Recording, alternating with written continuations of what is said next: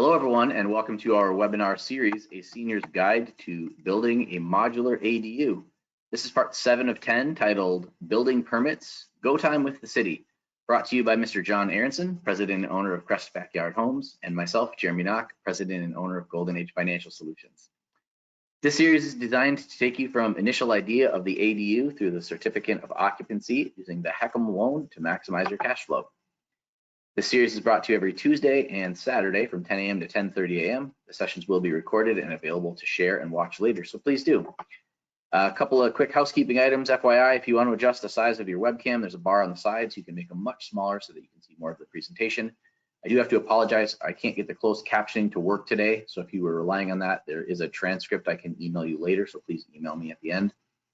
We will be doing this in 2 parts. We do this in a 20-minute information section, and then the last 10 minutes we open up for questions and answers. So if you have a question in the meantime, please grab the question box, type it in, and we'll answer them at the end in the order that they show up.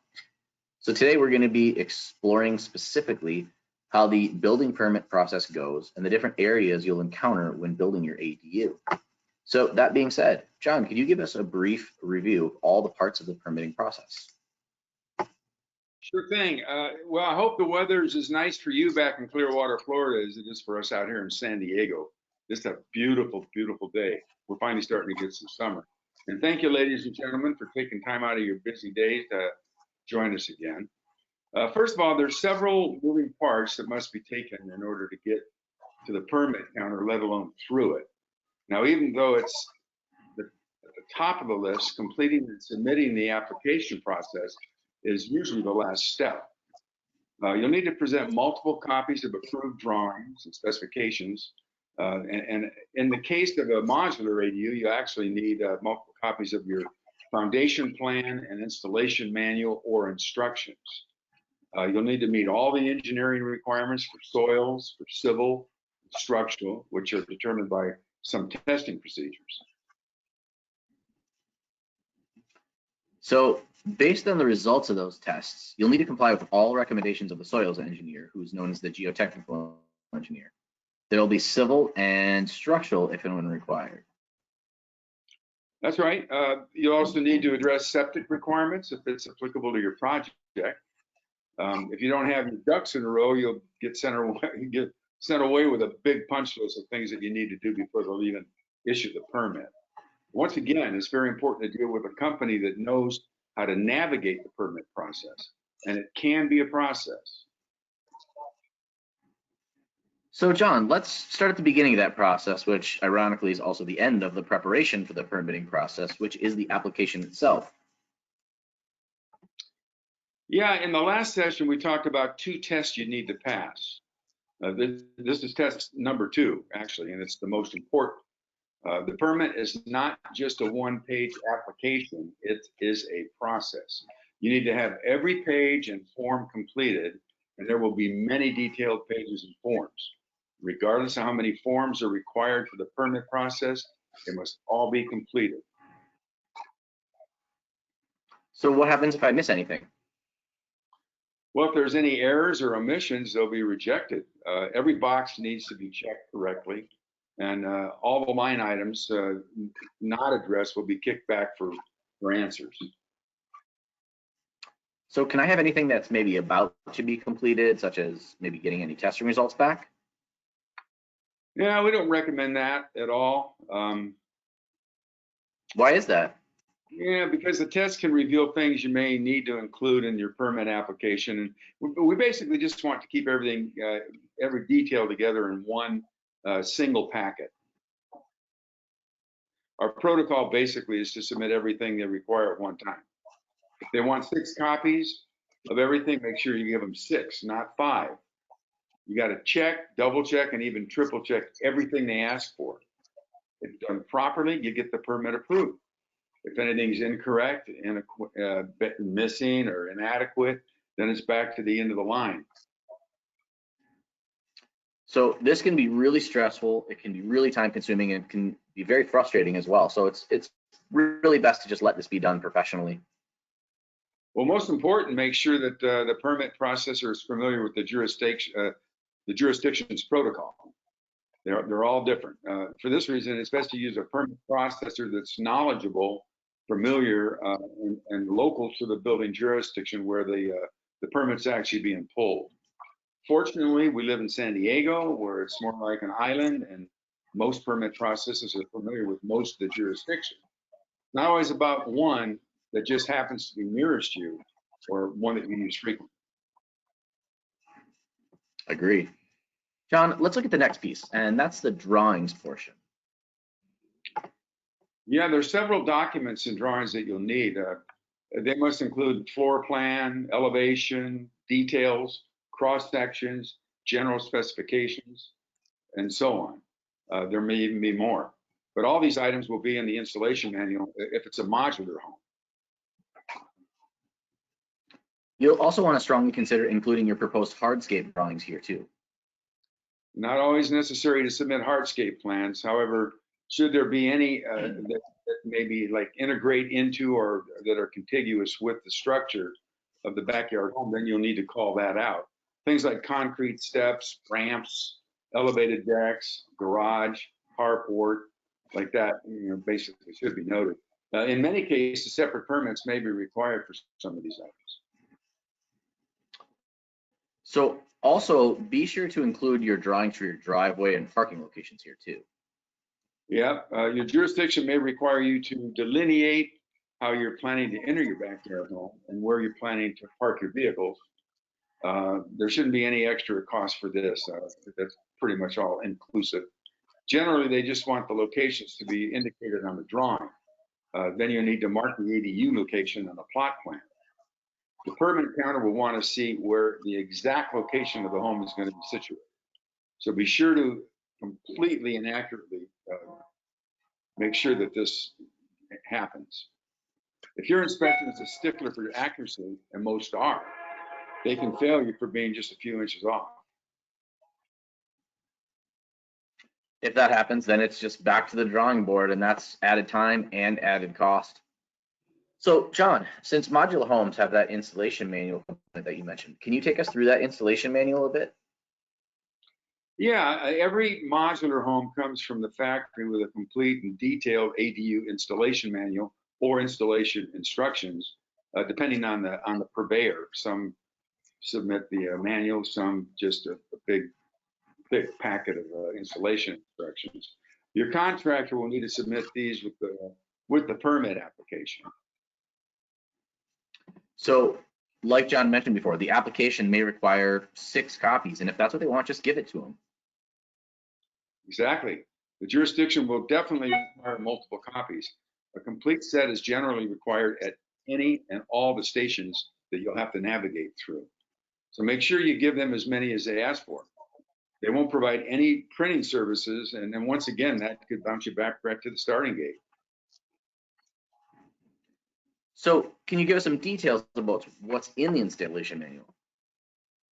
Yeah, depending on the purveyor, they'll give you, the installing contractor, one set, of either the manual or the detailed installation instructions. The contractor will then have to print off any and all copies that are going to be required by the building department. They'll delineate the recommended or required foundation type and the requirements to permanently affix the ADU to the ground. They will also include detailed step-by-step instructions and specifications of how to set the ADU up. Any other key details in there? Yep. Specifically, they include very detailed utility connection instructions. All the utility connection details that interface with the utility stub outs on the ground should be spelled out in the installation manual. However, utility runs from the grid of the primary residence to the ADU will be submitted with the mechanical drawings, details, and specifications from the engineer and the contractor. John, all these parts so far, as well as several others we've had some discussions about, have some sort of engineer involved. Can you take us through the different types of engineers and what part they each play? Yeah, sure. All right, so it all starts with the soils engineer. And you'll most likely need a higher soils engineer, also known as a geotech or a geotechnical, to perform a soils evaluation. They're responsible for studying all soil conditions for a site, things like percolation, runoff, absorption, soil erosion, soil retention, seepage, hydrostatic pressure are all considerations when performing a thorough soils evaluation. This can also entail designing and sizing foundations, retaining walls, and other subsoil structures. And it'll also need to determine any excavation requirements like cut and fill, soil exporting, soil importing requirements, those types of things. Another very important part of the geotech responsibility is drainage. And they evaluate drainage, runoff, soil retention, which is a big thing in San Diego nowadays, and can be somewhat of a hoop to jump through on some parcels. The soils engineer will also evaluate compaction. The compaction requirements are generally predicated on the soils report derived from a series of core samples taken from various places on the site. These test results will determine what soil importing and exporting requirements will be in order to attain the required compaction results. So who's next in the lineup? Well, that would be the civil engineer. In many, if not most cases, your civil will take the recommendations from the geotech and calculate what degree of grading and excavation will be required. Mostly they work with geotechs on any designs for new construction projects based on what the geotech recommends. They'll also work in conjunction with the soils engineer's recommendation to design any required retainer wall work that needs to be done in order to create a level and viable pad for the home to be installed on. They'll also be tasked to design any French drains behind the retainer wall in order to catch and divert runoff and mitigate hydrostatic pressure caused by percolation, saturation, and seepage behind the retainer walls. They'll design any necessary drainage, such as surface drains showing the location of catch basins and the connection points to the street, the gutter, or the main storm drain system.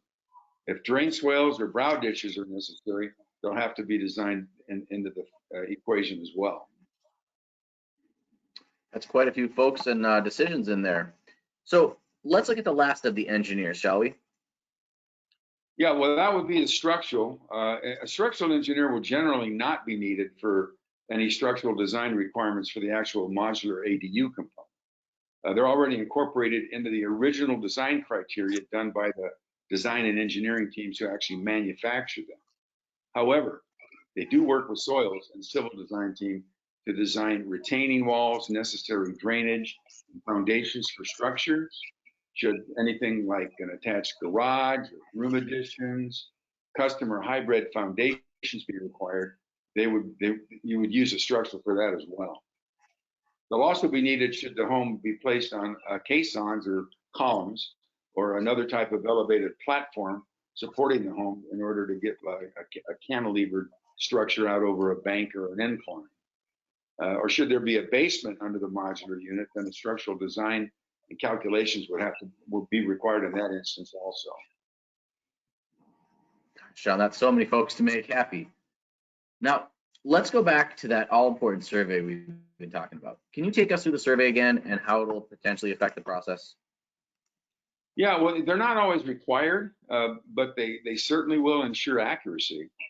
I can't stress the importance of a survey enough, though. That's one of my most important things that I try to convey to everybody we do business with, especially if your space is extremely confined, it's limited or very close proximity to like neighboring properties, which downtown San Diego, that's usually the case.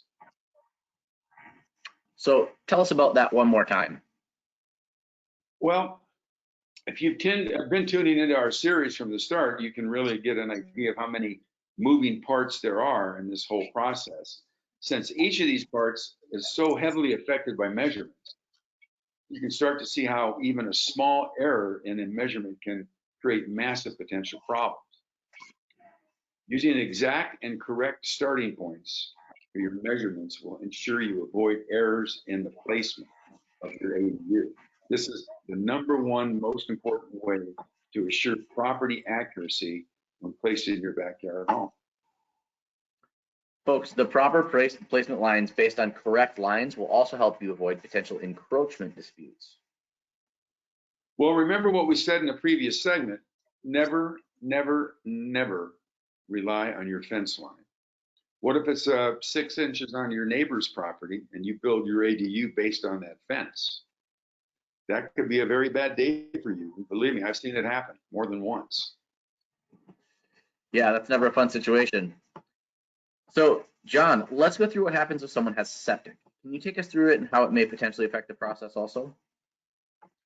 Yeah, you'll need to consult with an experienced septic specialist for this. And this should be addressed right in the onset, before you go anywhere with your ADU plans. If you're on septic, take care of that, number one.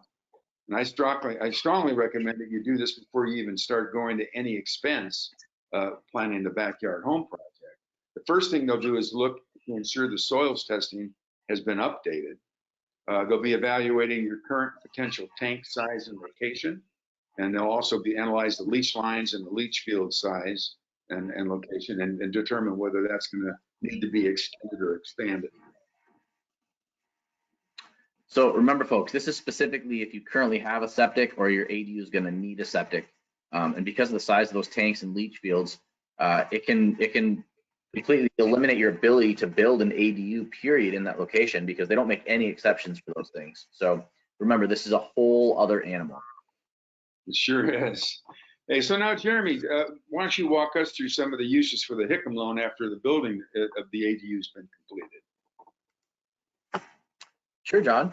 So the first thing I like to start is looking at what seniors want, and that's aging in place.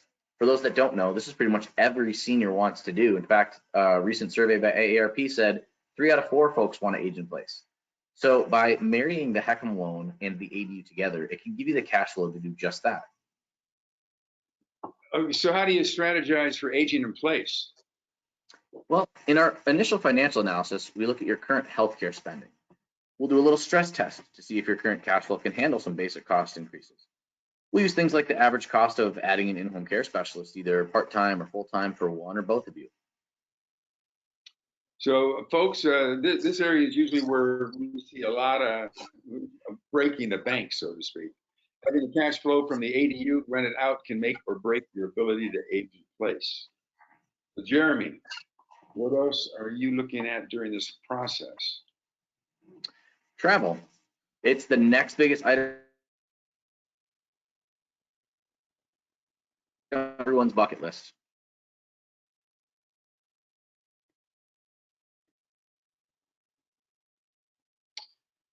Oh boy, I'm froze.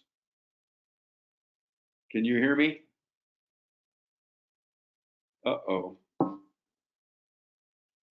We're having some transmission problems here. Let me see if I can refresh. I hope I don't lose the connection. This may be a long distance situation since you're back in Florida and I'm out here on the West Coast.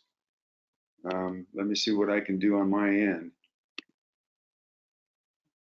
I'm seeing my lips move, but I'm not seeing yours.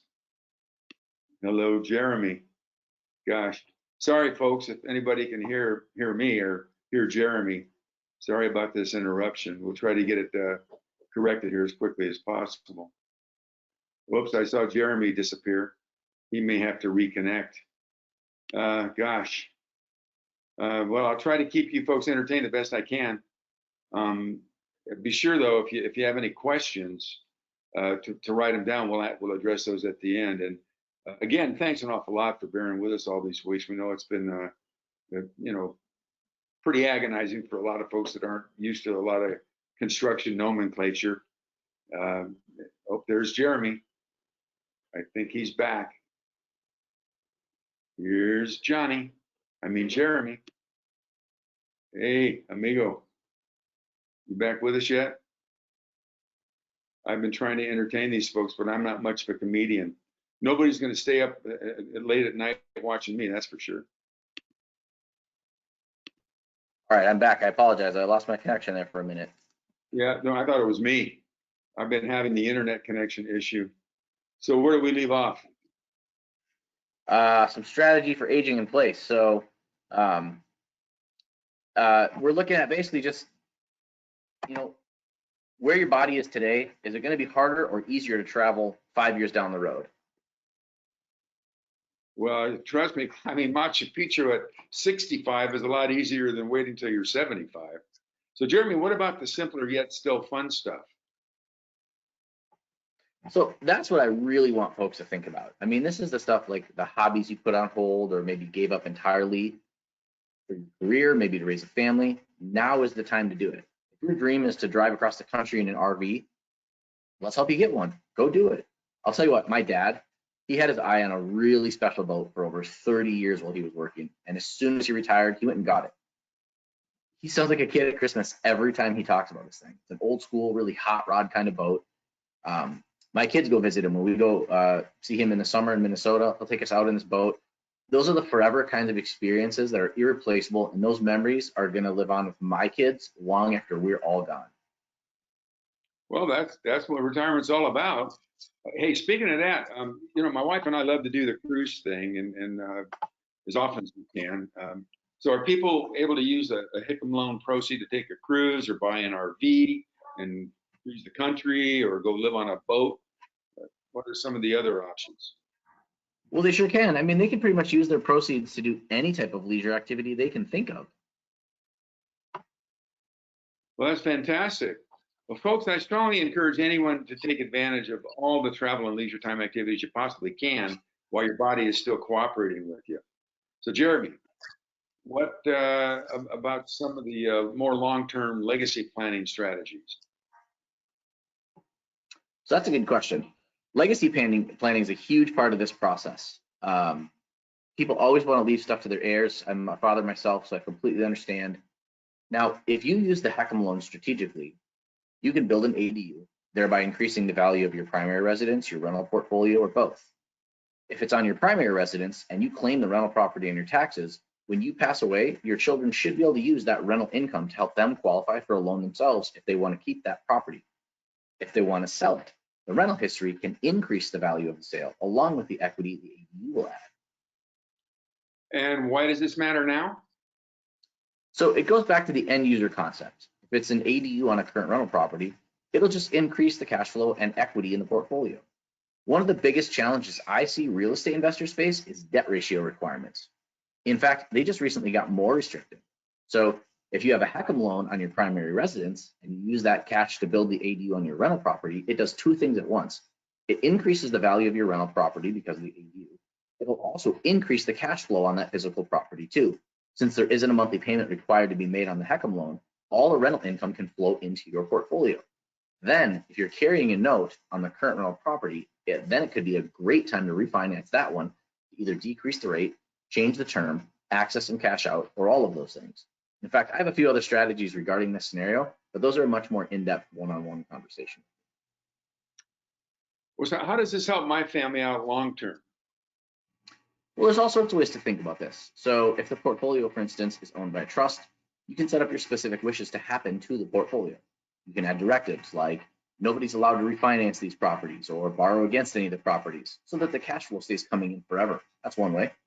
You could choose to have a portion of every dollar earmarked for your great grandkids for maybe a business or their college fund to be managed maybe by a wealth manager, maybe even for a generation or two before it becomes available to anybody, things like that.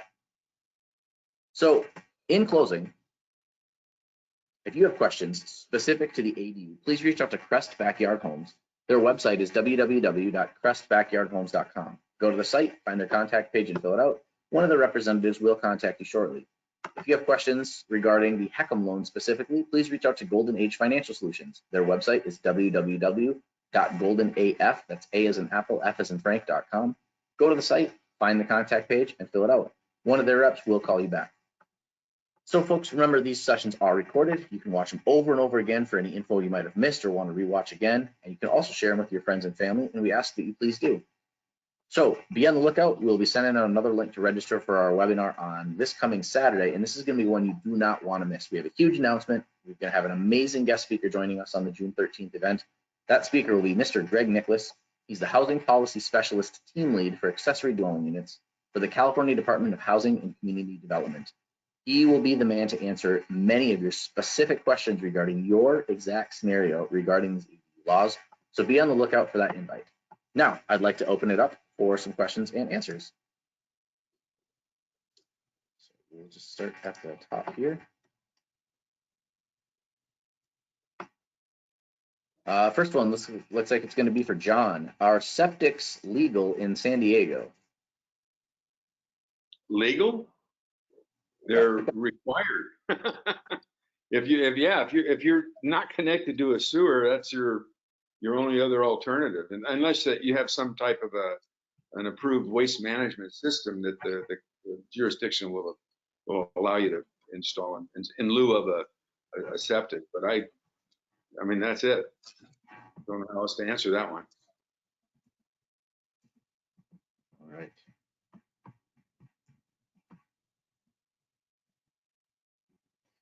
The next one. Looks like this one is going to be again for John. Can an owner get approved the same day over the counter? Is a soils report and civil engineer's report always required, even for a simple flat? It depends on the jurisdiction. I mean, that's what your contractor or your engineer, architect, that's their job is to find that out. But I rarely, if ever, have actually seen anybody ever be successful with a one-day counter permit. It's usually a process. Okay, and then what about the second part of that? Is the civil engineer and the soils report always required for a simple flat lot? You're kind of going out, Jeremy. I didn't hear that. Yeah, is the second part of that question was, is a soils report and civil engineer always required even for a simple flat lot? Again, that depends on the jurisdiction. If they require a soils test, then yes, you will definitely have to hire a geotech to do that. A civil, no, not always. A good soils engineer can sometimes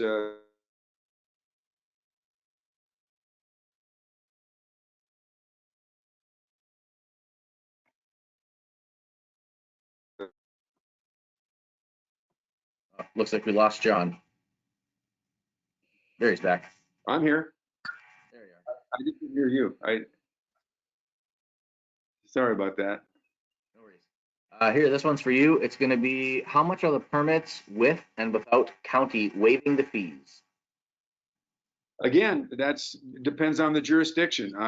These are pretty broad and general questions. It's all site specific and it's all jurisdiction specific. So you really have to work with your contractor or your architect on those types of questions. I wish I could give you a definitive answer, but I've seen it go all over the place. The county, give you one example, before this whole ADU movement started in 2017, the county used to charge for developmental impact fees, environmental impact fees, just about every kind of impact fee you can think of. And it would cost sometimes as much as $40,000 to get to pull a permit for an ADU. That was stifling for most folks. They didn't want to have anything to do with building an ADU after that. And usually it was pretty much relegated to wealthy people that could afford to do it or really needed to do it for some reason. But now the permit fees that are kind of down to about the area of about $10,000. But again, that's just for the permit fees and that process. There's still all the other things that you need to get to that permit counter that we mentioned earlier in the segment. Looks like we had this question again. Maybe we were cutting out when we answered it. Are septic tanks legal? Yes, they are. And what John was saying is they're required if you don't have access to city sewer, unless there are some a very few site-specific alternatives that they have, but they're going to be based on jurisdictional approval if they'll even allow them or not. Lastly, what happens to the HECM loan when I pass away? What are my heirs required to do? That's a really good question. So when the last person on a HECM loan passes away, so that's a trigger event. So what happens is the loan will have, it goes into repayment status, but the heirs will actually have 12 months to be able to do something with the property, either refinance it, pay it off a traditional loan, pay it off in cash, or sell the property in order to pay the loan off. When that happens, if for instance there's a sale, whatever the balance is due at that time of the sale, they'll pay the balance off. The remainder of the equity will go to the heirs. So what happens is the heirs, when the last person on the HECM loan passes away, the heirs are required to notify the lender when that happens. Now, they have 12 months to do something with that property. And if 12 months is not enough time, they have the ability to file an additional 6-month extension also. Jeremy, I'd like to say one more thing about the permit process, if I may. There's several jurisdictions in San Diego have recently waived permit fees. And so that's drastically reduced a lot of that cost. And there are some jurisdictions that also provide pre-approved plans, which again waive a tremendous amount of architectural and design costs. However, do know that if you change one little detail on a pre-approved plan, you're essentially going through the process from the beginning. These are all just basically very specific plans and specifications designed to help the individual get through the permitting and the engineering process and the design process without having to incur an astronomical amount of money. Got it. So as a side note to that, let's say, for instance, from one of our earlier sessions where if you had to squeeze the footprint of that structure down a little bit to make the ADU fit on your lot, as soon as you squeeze that footprint down a little bit, it changes everything, and those pre-approved plans are no longer pre-approved. Like John said, it's back to the drawing board, and you're basically starting from scratch. So just understand that even going in hoping to save some costs using a pre-approved plan, it's not always going to save you costs. So there's a lot of homework to still do to make sure those pre-approved plans even work on your lot. So just be aware of that. All right, that puts us right to 10:30. I just want to remind everyone, make sure you're on the lookout for that link for Saturday's event. Greg Nicholas is going to be guest speaking with us, and it's going to be a great one to be a part of. So thank you all for joining us, and we look forward to seeing you on Saturday. Thank you, folks.